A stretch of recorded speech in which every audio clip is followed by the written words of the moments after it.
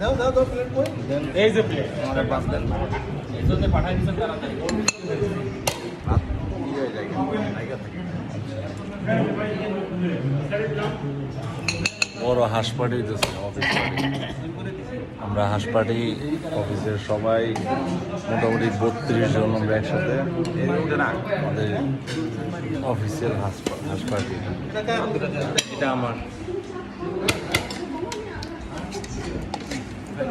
এই কেমন আছে এই বেগুন ভাজি বেগুন ভাজি কয়টা বেগুন একটা করে দেন মরিচ মরিচ